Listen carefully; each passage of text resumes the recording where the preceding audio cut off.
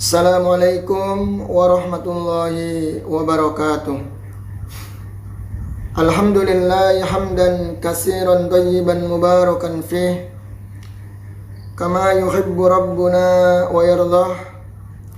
Asyhadu an la ilaha illallah wahdahu la syarika lah wa asyhadu anna Muhammadan abduhu wa rasuluhu alladzi la nabiyya ba'dah. Salawatu Rabbi wa salamuhu wa barakatuhu alaihi wa ala alihi wa sahbihi ajmain, amma ba'du. Para ikhwah sekalian rahimani wa rahimakumullah, alhamdulillah di pagi hari ini setelah kita melaksanakan sholat subuh berjamaah, kita lanjutkan dengan kajian tauhid yang insyaallah taala di sini kita akan mengambil faedah dari hadis Waqid Al-Laisi. Ya, hadis Waqid Al-Laisi, di mana kita pernah jelaskan bahwa di antara bentuk kesyirikan yang terjadi di zaman Rasul sallallahu alaihi wasallam dan begitu pula yang terjadi di zaman sekarang ini, di antaranya mereka mengambil keberkahan atau istilahnya ngalap berkah dengan bebatuan, pohon, dan yang sejenisnya. Ya, dan yang sejenisnya. Sebagaimana dalam hadis Waqid Al-Laisi, di mana beliau pernah mengatakan, kharajna ma'a Rasulillah sallallahu alaihi wasallam ila Hunain.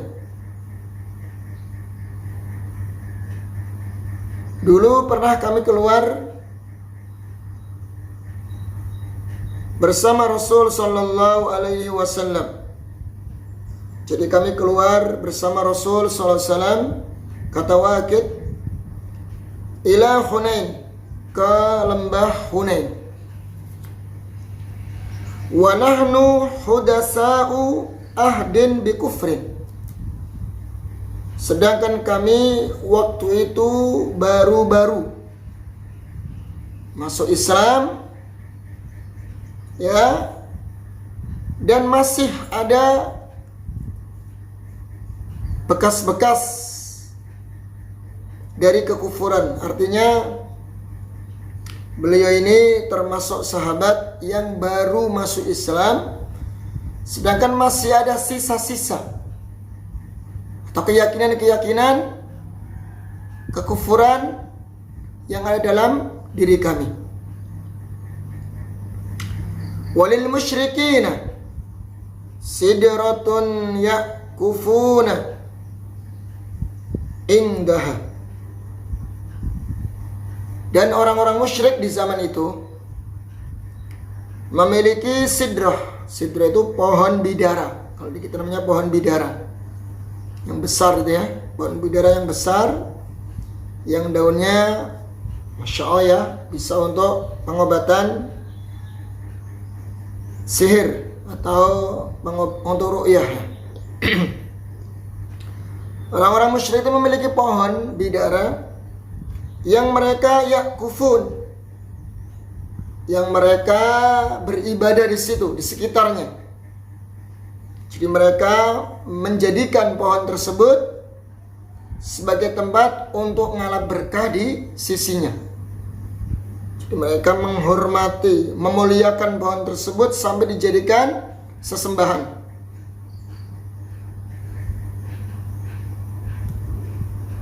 Wayanutu nabiha aslihatahum.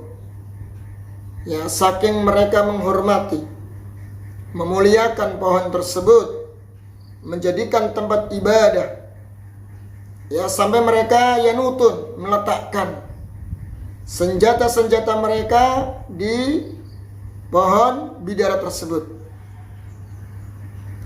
Yuqalu laha dhatu anwat. Jadi pohon bidara tersebut disebut dengan dhatu anwat. Ya, dhatu anwat. Ini ternyata ada di zaman dulu, di zaman orang-orang musyrikin, di zaman Nabi kita alaihi salatu wassalam, orang-orang yang menjadikan pohon tersebut sebagai pohon yang dialap berkahnya, dijadikan sesembahan. Ya, jadi mereka berlebihan. Mungkin sekarang ada pohon yang angker, yang dianggap angker, atau pohon yang dikeramatkan. Kemudian setiap kali orang lewat, mereka memberikan persembahan. Ya, memberikan persembahan, meminta izin ketika melewati, atau memberikan sesajen di situ di sekitar pohon tersebut. Mereka anggap di pohon tersebut ada penghuninya dari kalangan jin maupun syaitan, yang khawatir kalau tidak diberikan sesembahan atau sesaji, maka mereka akan mendapatkan mara bahaya. Sehingga mereka menghormati, beribadah, ya, di pohon tersebut. Kemudian kata beliau, famarorna bisidratin. Nah, waktu itu kami melewati pohon bidara ini, kata Waqid Al-Laitsi. Fakulna, maka kami mengatakan, ya Rasulullah, ya Rasulullah. Kata Waqid minta bertanya atau berkata kepada Rasul sallallahu alaihi wasallam, ij'al lana dzata anwatin kama lahum dzatu anwat. Maka Waqid Al-Laitsi meminta kepada Rasul sallallahu alaihi wasallam, ya Rasulullah,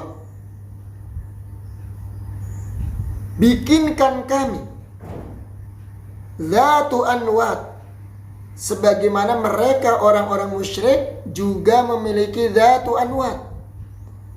Nah ini, tadi kan disebut bahwasanya Waqid Al-Laitsi baru-baru masuk Islam. Jadi masih ada keyakinan-keyakinan jahiliyah yang bercokol dalam hatinya, sehingga dia pingin dibuatkan pohon sebagaimana orang-orang musyrik memiliki pohon yang dikeramatkan, yang disebut dengan dzatu anwat. Ketika mereka melewatinya, mereka memberikan penghormatan kepadanya, meletakkan senjatanya, memberikan persembahan, mungkin merunduk, mungkin sujud, mungkin rukuk di hadapannya sebagai bentuk penghormatan. Nah ini, ya, insyaallah ta'ala kita akan jelaskan tentang hadis ini. Kita ambil faedah tentang hadis ini. Dalam sebuah riwayat, ketika Rasul sallallahu alaihi wasallam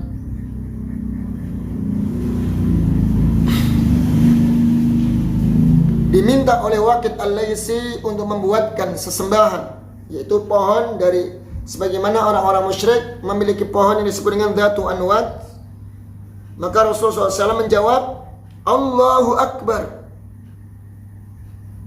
Ya, dalam riwayat yang lain mengatakan apa? Subhanallah. Ya, dalam riwayat mengatakan Subhanallah. Nabi kaget gitu loh. Allah Maha Besar atau Subhanallah, Maha Suci Allah. Ya, Maha Suci Allah. Dalam riwayat yang lain Rasulullah kaget kemudian bertakbir, dan bahkan dalam riwayat lain disebutkan dengan Rasulullah bertasbih Subhanallah. Baik, kita akan baca tentang faedah hadis ini.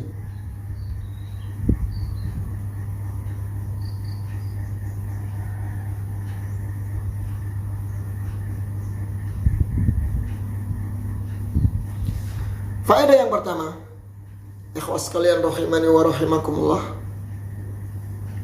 dari hadis Waqid Al-Laisi, annal insana qad yastahsinu syai'an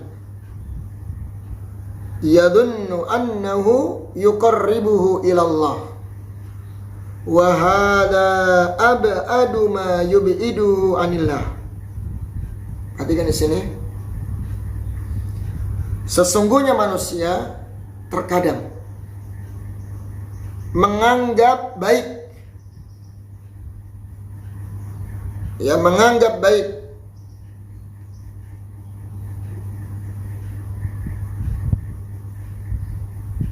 dan dia menyangka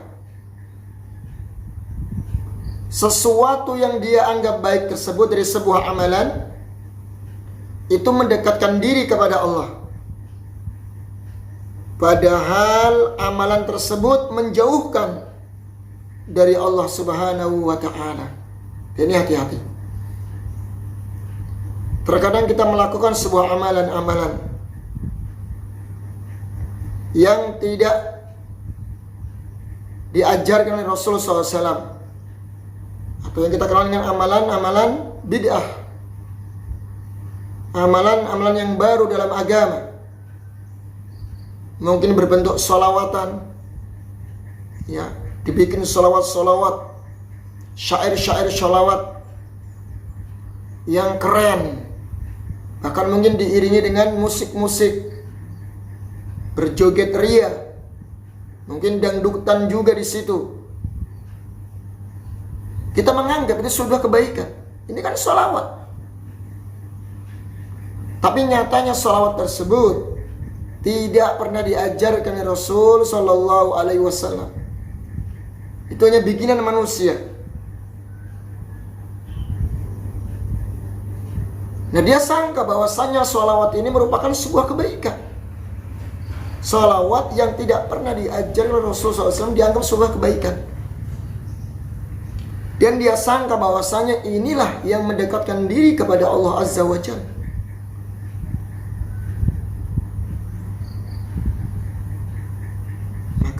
Hakikat yang seperti ini, dia termasuk orang-orang yang rugi.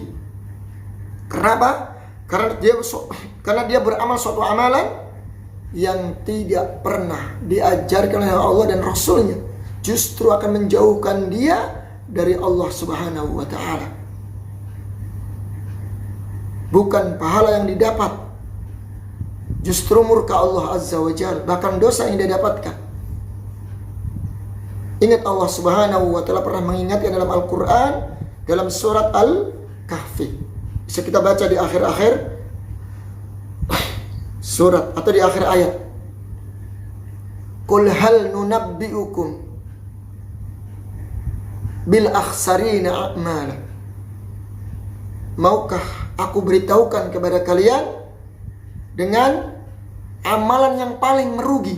Akhsar, isim tafdhil, yang menunjukkan amal yang paling rugi, yang paling binasa dan merugi. Jadi dia beramal, ini bukan orang yang nganggur ya, ini berarti kan ini bukan orang yang pengangguran loh ya, ingat. Dia itu beramal, cuman kok menjadikan amalan dia justru akan membinasakan dia, akan merugikan dia sendiri. Apa kata Allah? Alladzina dhalla sa'yuhum fil hayatid dunya wa hum yahsabuna annahum yuhsinuna sun'a. Kan sih. Orang yang keliru, yang tersesat usahanya, amalannya. Tuh, amalannya dikatakan tersesat. Amalannya dikatakan keliru, salah. Dia beramal tapi keliru dan salah dan menyesatkan. Fil hayatid dunya, di dunia ini. Wahum yahsabun, namun dia menyangka, menganggap annahum yuhsinuna sunnah, mereka telah melakukan sebaik-baik amalan, sebaik-baik perbuatan. Nah, ini kita harus waspada ya jamaah, ikhwah sekalian. Ini pentingnya ilmu ya. Kadang sebagian orang itu tidak mau tahu ilmunya dulu, tidak mau cari tahu ilmunya dulu. Dia asal diamalkan saja atau ikut-ikutan saja. Jangan, yang seperti ini jangan dilakukan. Kita ilmui dulu nih, ini amalan, ada nggak perintahnya dari Nabi? Ada nggak hadis yang sahih yang memerintahkannya? Begitu seharusnya seorang muslim. Jangan kemudian kita amalkan dulu, baru cari-cari dalilnya. Bahkan mungkin dalilnya hadis mungkar, hadis palsu, hadis dhaif jiddan. Dia cari-cari untuk membenarkan amalannya atau amaliyahnya. Ini keliru. Seorang muslim yang cerdas seharusnya apa? Dia sebelum beramal, cari dulu dalilnya. Ada enggak dalil dari Al-Quran dan Sunnah, hadis yang sahih, Bukhari Muslim, yang memerintahkan dari amalan tersebut, yang menunjukkan sunnahnya, perintahnya amalan tersebut, baru kita amalkan. Makanya Imam Bukhari memberikan sesuatu di judul bab dalam kitab sahihnya, babun al-ilmu qabla al-qawli wal amal. Berilmu terdahulu sebelum berucap dan beramal.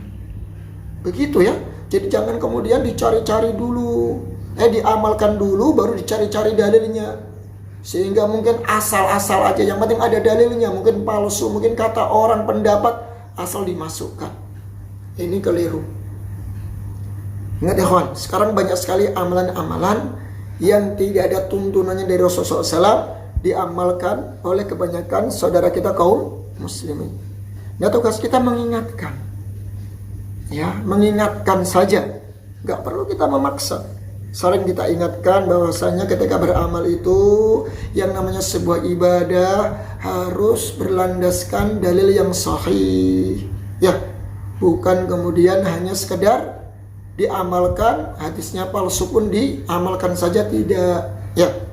Dan banyak sekali, ya, dari ritual-ritual, amaliyah-amaliyah yang tidak pernah dicontoh oleh Rasulullah SAW, banyak diamalkan sebagian kaum muslimin. Ini hati-hati yang seperti ini.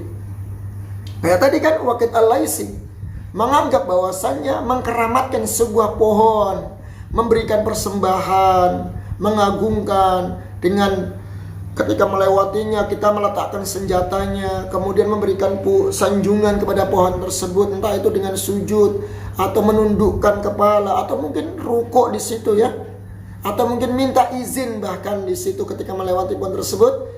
Ini sebuah amaliyah yang tidak pernah diajarkan Nabi kita alaihi salatu wassalam, bahkan ini termasuk perbuatan syirik.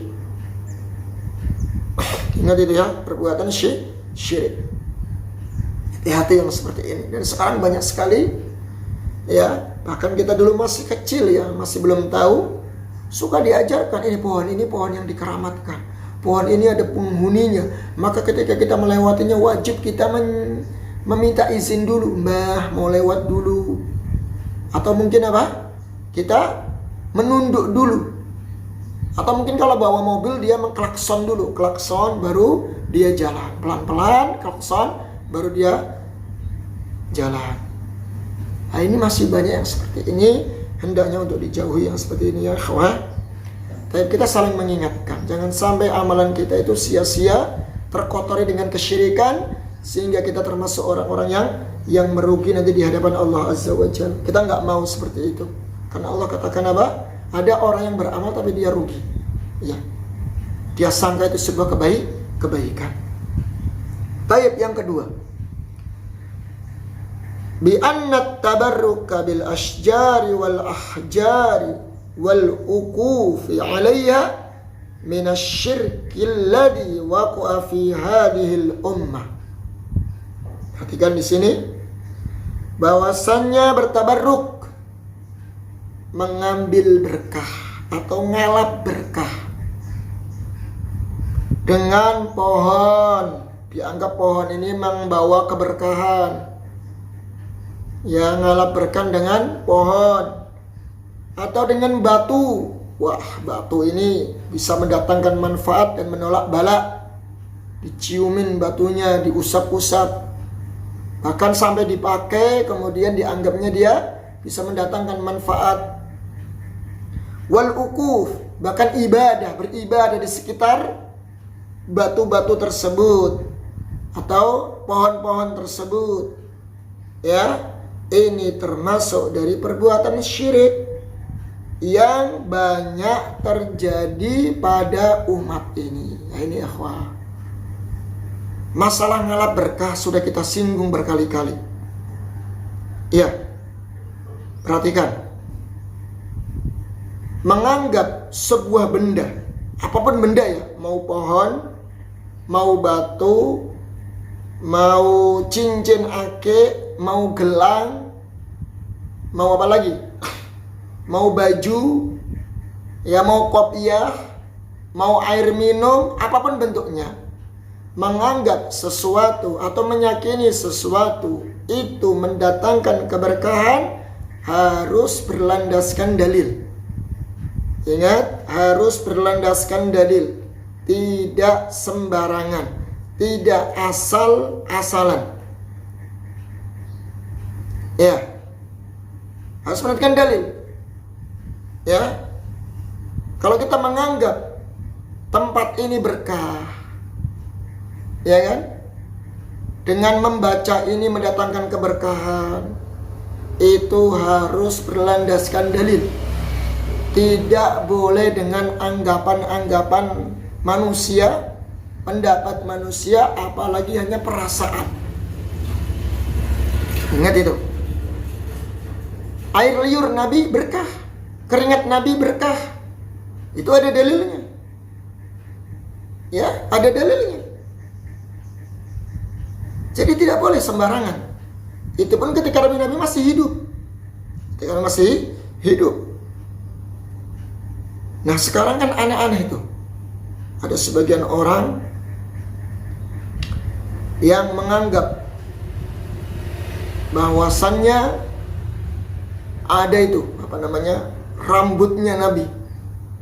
Ya, mereka mau meletakkan rambutnya Nabi di tempat yang Masya Allah ya, yang sudah sangat bagus sekali tempatnya itu.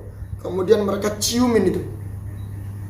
Nggak tahu katanya dari riwayatnya, ada sanadnya rambut itu. Padahal 1445 tahun yang silam. Apakah iya seperti itu cara untuk mengikuti sunnah Nabi? Kita nggak perlu repot-repot sebenarnya. Nabi itu telah meninggalkan sunnahnya, meninggalkan Al-Quran dan sunnah. Untuk apa? Untuk kita ikuti dan untuk kita amalkan. Kita tidak dibebani susah-susah untuk mencari bekas-bekas peninggalan Nabi. Kemudian kita keramatkan, kita ciumi, kita kita ngalap berkah di situ. Tidak. Kita tidak dibebani seperti itu. Cukup kita amalkan sunnahnya. Dari ucapan beliau tentang sunnah-sunnah zikir, atau dari perbuatan-perbuatan beliau yang dari amalan-amalan yang sunnah, kita amalkan, itu selamat sudah. Nggak perlu capek-capek kemudian kita mencari bekas-bekas peninggalan beliau, kemudian kita keramatkan, kita ciumi, kita elus-elus begitu ya. Tidak demikian. Ini sangat disayangkan. Ya, ingat ya kawan, harus berlandaskan dalil. Kenapa kita diperintah untuk mencium Hajar Aswad? Karena ada perintahnya kan. Bahkan Umar bin Khattab pernah mengatakan demikian. Ketika kita mencium Hajar Aswad, bukan berarti kita meyakini Hajar Aswad itu mendatangkan manfaat dan menolak mudarat. Tidak sama sekali, itu batu biasa. Kalau bukan perintah, saya nggak mau mencium, kata Umar. Kata Umar apa? Wallahi innaka la anta hajar la tanfa' wa la tadur laula ra'aitu anni Rasulullah sallallahu alaihi wasallam qabbalaka ma qabbaltuka abada. Demi Allah, sesungguhnya engkau hanya sebatas batu, hanya batu biasa, tidak mendatangkan manfaat, tidak pula menolak mudarat, bahaya. Kalaulah bukan karena Rasulullah menciummu, saya tidak mau menciummu. Kami cium engkau karena perintah Rasul Sallallahu Alaihi Wasallam. Begitu pula dengan kaum muslimin, karena mereka sholat menghadap Ka'bah. Bukan berarti kita menyembah batu, kemudian mengagungkan batu Ka'bah. Bukan demikian. Karena perintah Allah, ketundukannya itu loh, istislamnya, berserah diri dengan perintah Allah. Karena Allah katakan apa? Falyabudu rabb hadzal bait. Maka sembahlah Rabbal bait, pemilik ya rumah ini. Karena ada perintahnya. Bukan berarti kita kemudian bikin Ka'bah di rumah, batu, kemudian kita sembah, tidak. Ya, karena ada perintah. Kalau nggak ada perintah, kita nggak akan melaksanakan. Karena Islam itu tunduk, patuh, pasrah dengan perintah Allah Azza wa Jalla. Ini ikhwan ya. Kita mengklaim tempat ini berkah, harus ada dalilnya. Ya, di masjid berkah karena ada dalilnya. Masjid itu rumah Allah. Ya, bahkan banyak hadis yang menjelaskan bahwasanya khairul makan, ya, sebaik-baik tempat indallah masajidu, yaitu rumah-rumah Allah Azza wa Jalla, itu masjid Allah. Wa syarrul makan, seburuk-buruk tempat apa? Yaitu aswaquha, pasar. Kita katakan masjid berkah. Duduk di masjid, sholat, zikir. Kenapa? Ada dalilnya. Sebaik-baik tempat. Bukan orang datang ke masjid, kemudian dia duduk menunggu sholat, di iqamah sholat, ya, maka dia tercatat sebagai orang yang sholat juga. Malaikat mendoakan Allahumma gfir lahu, Allahumma arhamhu. Malaikat datang mendoakan, ya Allah rahmatilah, ya Allah ampunilah dia, ya Allah rahmatilah dia. Bayangkan, berkah, karena ada dalilnya. Sekarang kita mengklaim bahwasanya kuburan si fulan, kuburan kiai fulan, kuburan syekh fulan, ya, kuburan wali fulan mendatangkan berkah. Mana dalilnya? Ada nggak hadis? Ada nggak nas yang menjelaskan bahwasanya tempat-tempat tersebut mendatangkan keberkahan? Ada nggak? Kalau tidak ada, ya sudah, tidak perlu kita bertabaruk di kuburan, mengalap berkah. Bahkan yang ironis lagi apa? Mereka sampai tawaf di situ, muter-muter di kuburan, berdoa di situ, minta kepada penghuni kuburan. Kalau mendoakan si mayat itu bagus, doakan. Mereka butuh doa-doa kita. Ya, bukan kita minta kepada si penghuni kubur. Bahkan ada yang minta apa? Minta fulus kepada penghuni mayat. Masya Allah, penghuni kuburan. Apa itu? Ya Rabbana ya Kudus, gitu ya kata mereka. Ya Rabbana ya Kudus, sahil lana bil fulus, ya, kertas merah yang halus-halus, ya, dengan perantara atau wasilah si wali ini. Naudzubillah, minta uang sampai ke kuburan. Bayangkan itu gimana? Ya, kita mengatakan bahwa air zam-zam ada keberkahannya, kan ada dalilnya. Ma'u zamzam liman syuriba lahu. Air zam-zam itu tergantung, ya, tergantung orang yang meminumnya. Kalau kita minum air zam-zam untuk mendapatkan keberkahan, agar anak kita soleh, insya kita dapat, karena ada dalilnya. Ya, sedangkan kita menganggap keris atau batu akik mendatangkan keberkahan, mana dalilnya? Gak ada, ya ikhwah. Atau mungkin secara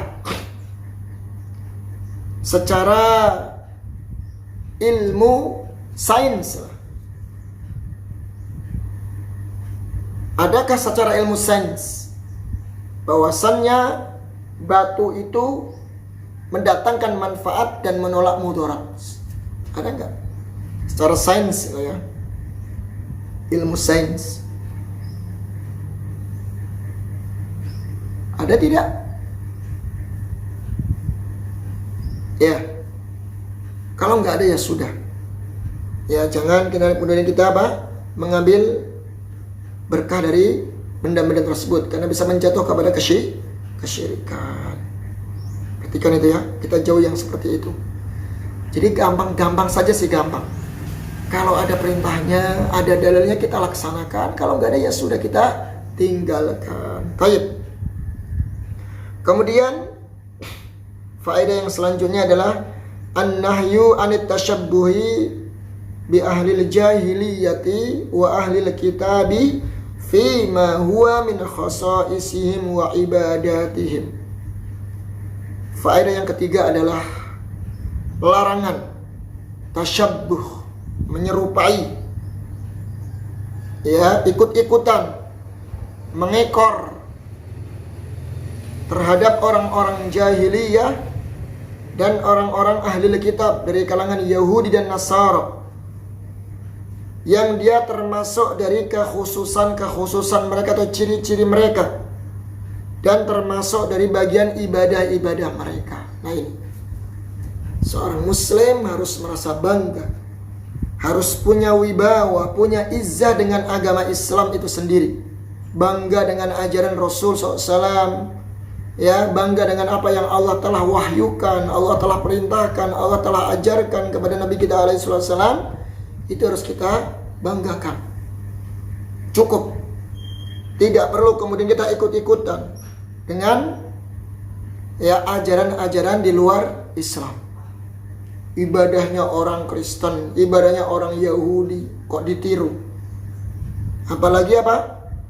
Terkait dengan yang menjadikan ciri khasnya mereka. Jadi biasanya kaum muslimin ketika di hari-hari tertentu, ya, seperti di tahun baru Masehi, ya, mereka ikut-ikutan tradisi atau ciri khas dari agama orang-orang kafir. Ada trompet, itu kan orang-orang Yahudi. Ya, kode kembang api, petasan, itu kan tradisi orang-orang orang-orang Majusi. Kembang api kan Majusi, penyembah pagan atau penyembah matahari. Nah, itu mereka terkumpul di situ, bikin api unggun, bakar-bakaran, dan seterusnya. Ya, kalau Natalan juga acara orang-orang Nasrani, mereka merayakan Natal, ikut pakai topi Santa Claus, dan yang seterusnya. Ini termasuk bagian ibadah mereka yang harus kita jauhi. Kita nggak perlu ikut-ikutan ibadah-ibadah mereka atau yang menjadi ciri khas dari tradisi keagamaan mereka. Seorang muslim harus bangga dengan Islam, cukup dengan apa yang Allah dan Rasulnya turunkan, berikan, ajarkan kepada kita. Ya.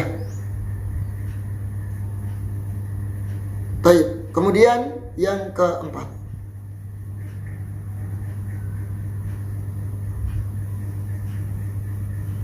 annal muntakila minal batili alladhi i'tadahu la ya'manu ayyaku min tilkal adati. Perhatikan ini, ikhwan. Orang yang baru hijrah, baru pindah dari kebatilan, kayak tadi kan, Waqid al-Laisi baru masuk Islam.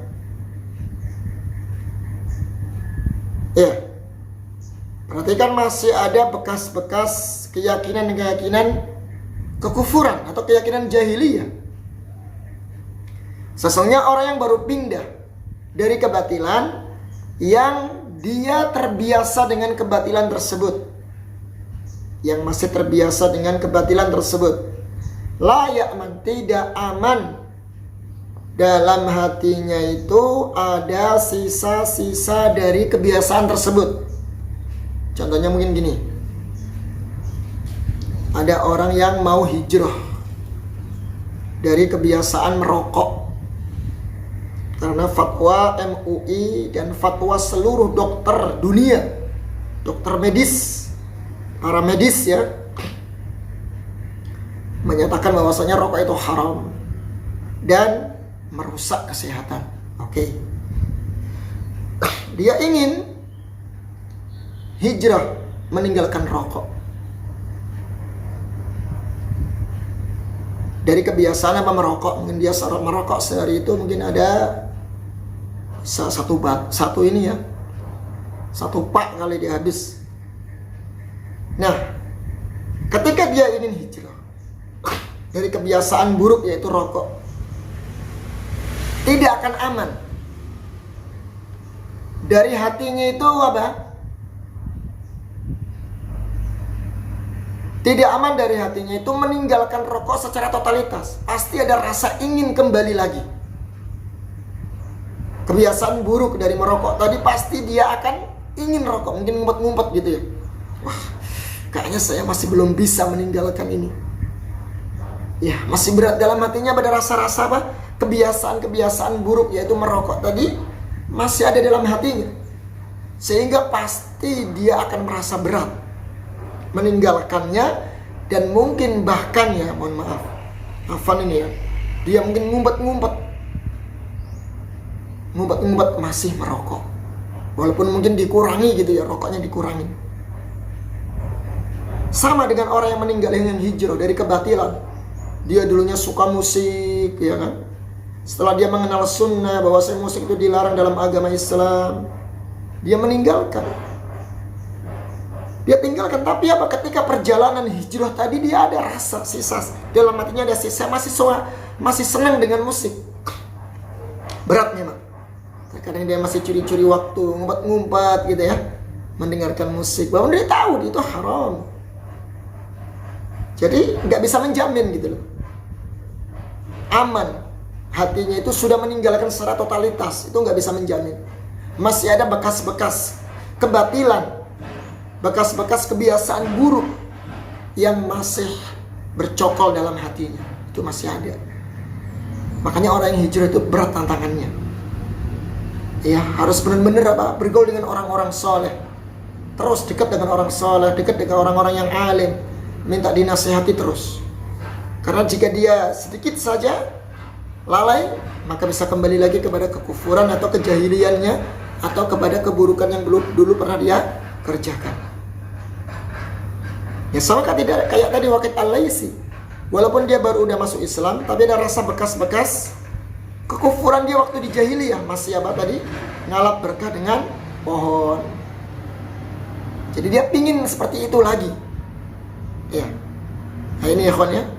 Makanya orang yang hijrah itu berat tantangannya, berat meninggalkannya, karena suatu kebiasaan yang sudah tertanam dalam hati, ya itu berat kalau ditinggalkan. Maka ingat, minta pertolongan Allah Azza wa Jalla. Harus ikhlas karena Allah meninggalkannya itu, dan minta tolong kepada Allah agar Allah mudahkan kita meninggalkan dari perbuatan-perbuatan yang batil tersebut. Man taraka syai'an lillah awwadahullahu khairan minha.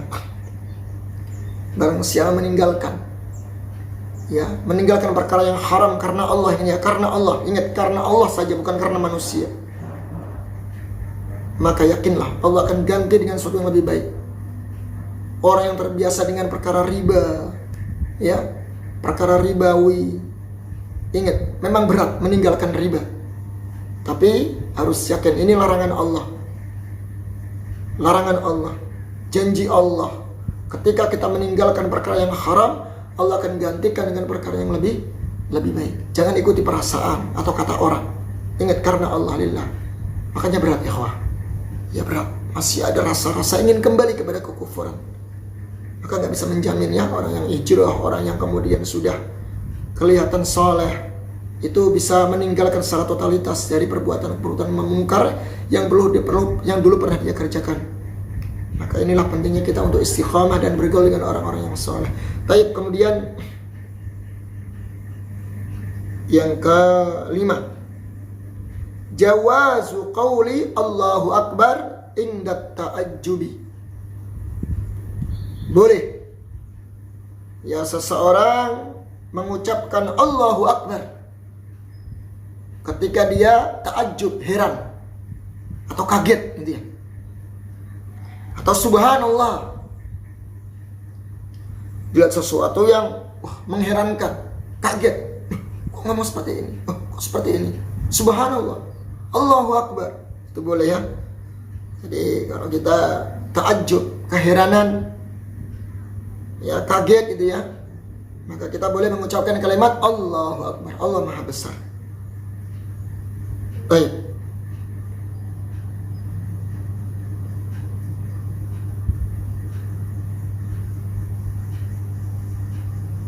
Kemudian yang selanjutnya adalah faedah yang selanjutnya, yang keenam, al-ibratu bil makna la bil lafdil mujarrad. Fa idza qala al-insanu lil batili bi anna lafdahu fa huwa batil. Ini. Jadi yang menjadi ibrah, yang menjadi pelajaran, yang dianggap sebuah ibrah dan pelajaran adalah maknanya, kandungan, bukan sebatas lafaz yang diucapkan. Tadi kan Waqid Al-Laisi mengatakan bahwasanya Rasulullah jadikan kami zatu anwat, pohon yang dikeramatkan, sebagaimana orang-orang musyrik dulu juga memiliki pohon yang dikeramatkan. Itu kan maknanya apa? Maknanya minta diberikan sesembahan dari selain Allah. Minta diberikan sesembahan dari selain Allah berupa pohon. Itu kan maknanya seperti itu, maknanya sebuah bentuk kesyirikan. Walaupun mungkin maksud lafadznya itu nggak seperti itu gitu ya. Tapi ingat, Rasulullah memahami seperti itu. Bahwasanya maknanya, bahwasanya Waqid ini minta diberikan, diberikan sebuah pohon untuk sesembahan dari selain Allah. Maknanya itu bentuknya kesyirikan, maka langsung diingkari. Ya, kalau seseorang mengucapkan ucapan yang batil seperti ini harus kita ingkari. Kita nggak perlu mengorek maksudnya bagaimana, hati kamu maksudnya bagaimana, niat kamu gimana, nggak perlu. Kalau sebuah kebatilan langsung kita ingkari, nggak ada masalah. Karena yang jadi ibrah, yang jadi pelajaran, ya, yang jadi pelajaran, yang jadi landasan itu di situ, hukum adalah makna dari lafaz tersebut. Kalau maknanya berbentuk kesyirikan, wajib kita ingkari. Ya, sekalipun mungkin dia maksudnya beda, entah maksudnya apa gitu ya, maksudnya lain, nggak seperti itu loh, maksudnya begini. Oke, tapi menjadikan pohon untuk sesembahan itu termasuk perbuatan syirik yang dilarang dalam agama. Ya, ini makanya Rasulullah SAW mengingkari, diingkari sama Rasulullah SAW. Bahkan dalam hadis ini dikatakan, bal antum qaumun tajhalun, bahkan kau termasuk orang-orang yang jahil. Tapi ingat ya, bukan berarti kita mengkafirkan, enggak mengkafirkan. Cuman wajib kita ingkari kalau makna dari lafaz yang dia ucapkan sebuah kebatilan, bahkan mengandung kesyirikan, wajib diingkari. Kita nggak perlu mengorek maksudnya apa, dalam hati kamu niatnya bagaimana, nggak perlu. Kalau itu kebatilan kita ingkari. Baik. Yang terakhir ikhwan, sabar dikit ya. Annasyirka, yang ketujuh, annasyirka qad yaqa'u mimman huwa a'lamun nas wa aslahuhum wa huwa la yadri. Sesungguhnya kesyirikan terkadang terjadi pada orang atau manusia yang paling tahu dan manusia yang paling baik, sedangkan dia tidak ngerti. Nah, ini penting banget.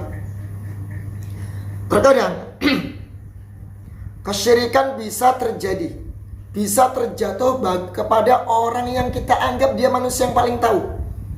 Dia orang yang alim, bahkan dia orang yang soleh, ya, dan dia tidak sadar kalau dia jatuh kepada kesyirikan. Sekarang Waqid Al-Lais, dia mulia nggak? Manusia mulia nggak? Mulia, kan dia seorang sahabat. Sekalipun dia baru masuk Islam, sekelas sahabat Nabi kita alaihi salatu wassalam. Nah, kita tahu keutamaan para sahabat lah, Masya Allah ya. Orang yang bertemu dengan Nabi, kemudian beriman, mati dalam kondisi Islam, itu luar biasa. Itu mereka termasuk orang-orang yang mulia. Kita nggak ada apa-apanya dibanding para sahabat. Mereka orang yang menemani Nabi, berjuang bersama Nabi, hidup bersama Nabi. Tentu keutamaan itu besar. Terkadang bisa jatuh dalam kesyirikan. Bahkan dia orang yang alim, bahkan orang yang soleh pun, ya, bisa terjerumus ke dalam kesyirikan. Dan dia tidak sadar. Bayangkan sekelas sahabat, kita siapa? Makanya kita jangan merasa aman dengan kesyirikan. Oh, kita nggak bakal lah melakukan kesyirikan, tidak mungkin, karena sekarang udah canggih zaman sekarang ini, ya.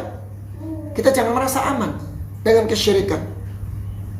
Makanya ikhwan, banyak berdoa kepada Allah Subhanahu wa taala agar kita dijauhkan dari kesyirikan dan berlindung dari kesyirikan. Di antara doa Nabi kita alaihi salatu wassalam, Allahumma inni a'udzubika an usyrika bika syai'an a'lam wa na'udzubika Allahumma inni a'udzubika an usyrika bika syai'an a'lam wa a'udzubika Allahumma inni a'udzubika an usyrika bika syai'an a'lam wa a'udzubika an usyrika bika wa ana a'lam. Gitu ya. Wa astaghfiruka bima la a'lam. Ya Allah, kami berlindung kepadamu dari kesyirikan. Allahumma inni a'udzubika an usyrika bika syai'an a'lam wa astaghfiruka bima la a'lam. Ya Allah, saya berlindung kepadamu dari berbuat syirik sedangkan saya tahu. Dan saya memohon ampun kepadamu ya Allah dari kesyirikan sedangkan saya tidak tahu. Itu ikhwan. Bahkan doa Nabi Ibrahim alaihi salam, Ibrahim yang dikenal dengan Abu Tauhid, bapaknya Tauhid, ya Khalilullah, kekasih Allah. Apa doanya? Apa doa beliau? Wajnubni wa baniya an na'budal asnam. Ya Allah, jauhkanlah anakku dan keturunanku dari menyembah berhala. Lihat Ibrahim. Siapa yang lebih soleh dari Ibrahim? Ada di antara kita merasa lebih soleh dari Ibrahim? Lebih alim dari Ibrahim? Siapa di antara kita yang merasa lebih alim, lebih soleh dari Ibrahim? Saking beliau orang yang soleh, seorang nabi dan rasul, orang yang alim, bapaknya tauhid, ulul azmi minar rusul. Beliau tetap berdoa kepada Allah agar dijauhkan anak dan keturunannya dari menyembah berhala. Karena syirik ini fitnah syirik. Bahkan Nabi menyebut dengan syirik kecil ya, pernah riya. Itu lebih dahsyat fitnahnya daripada Dajjal. Kalau Dajjal kan jelas ciri-cirinya.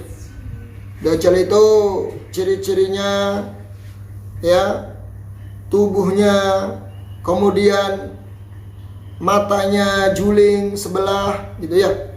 Kemudian nanti dia akan keluar di daerah ini. Jelas disebutkan ciri-cirinya. Dia memiliki sifat-sifat rububiyah yang nanti bisa menfitnah kebanyakan manusia tertipu, bisa menurunkan hujan, bisa menjadikan tempat yang kering rontang menjadi hijau, penuh dengan tumbuh-tumbuhan. Bisa ya. Jadi jelas, kalau Dajjal jelas ciri-cirinya. Namun kalau riya, coba riya gak ada yang tahu. Bahkan orang-orang soleh pun bisa jatuh kepada kesyirikan, yaitu riya. Karena ibarat, kata Nabi apa? Ibarat semut, an-namlu, namal ya, yang dia fi dzulmatil lail, di tengah malam. Semut yang merayap di batu hitam, fi dzulmatil lail, di tengah malam. Semuanya hitam, semut hitam yang merayap di batu yang hitam di tengah malam. Kelihatan enggak? Enggak kelihatan. Jadi sangat-sangat samar sekali, dan siapapun bisa jatuh kepada kesyirikan sekalipun syirik kecil. Ya, maka hati-hati dengan yang namanya kesyirikan. Jangan merasa aman, jangan merasa kemudian bangga dengan amalan. Ya, terus berdoa kepada Allah Subhanahu wa taala agar dijauhkan dari kesyirikan. Mungkin demikian yang disampaikan. Ada 7 ya faedah dari hadis Waqid al-Laisi. Semoga bermanfaat. Subhanakallahumma wa bihamdik asyhadu an la ilaha illa anta astaghfiruka wa atubu ilaik. Wassalamualaikum warahmatullahi wabarakatuh.